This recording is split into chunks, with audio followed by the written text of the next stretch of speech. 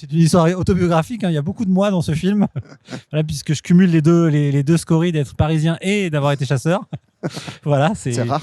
Donc du coup, j'ai voulu taper sur les deux clans d'une manière assez égale et surtout d'en rire, hein. Moi, ça m'a fait trop plaisir de jouer avec Julien Pestel parce que ça fait des années que je le suis et tout, donc j'étais trop content de tourner avec lui.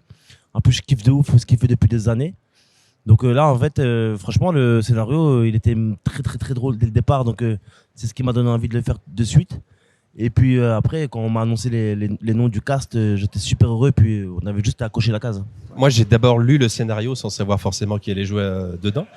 Et il y a vraiment la phrase de présentation du personnage qu'on me proposait qui m'a alpagué et qui disait en substance, c'est une sorte de Jacouille la fripouille des temps modernes qui se défonce à la vodka cacolac. Et je me suis dit, ça me parle. Donc j'ai lu le scénario et après j'ai su qu'il y aurait Hakim, qu'il y aurait Didier Bourdon, Thierry Lhermitte, Camille Lou, Chantal Latsou. Et ça n'a fait que me conforter dans l'idée qu'il fallait en être. Donc l'idée, c'était effectivement de montrer qu'au-delà des différences, et voilà, il allait y avoir des aléas qui allaient quand même les amener les uns les autres à apprendre qu'ils allaient pouvoir tous vivre ensemble. On a la chance de jouer avec des mastodontes du cinéma français, en tout cas de la comédie française. Donc nous, on a beaucoup appris, en tout cas pour ma part. On le cite pas assez, mais il y avait André Pinverne qui joue avec nous. Ah putain, André! Qui a peut-être, je sais pas, 50, 60 ans de carrière de cinéma derrière lui.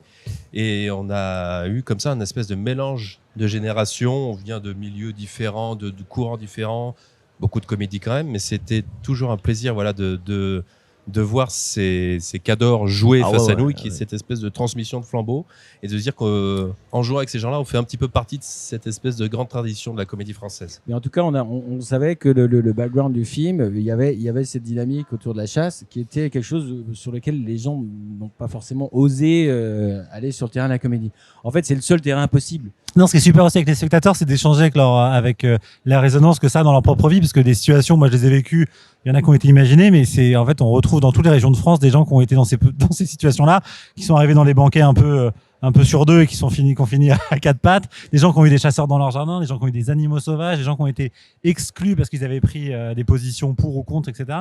Donc c'est un sujet assez chaud dans le milieu rural, beaucoup moins dans les villes. Et donc c'est très sympa aussi d'avoir des retours et d'avoir aussi les analyses du film, parce que le film, bon, il a un propos sur la chasse quand même, mais on n'a pas pris parti pour ou contre, mais on a quand même posé quelques questions. Donc c'est sympa d'avoir aussi les retours des chasseurs, des non-chasseurs, de comment ils ont perçu et qu'est-ce que leur dit leur film de leur vie à la campagne.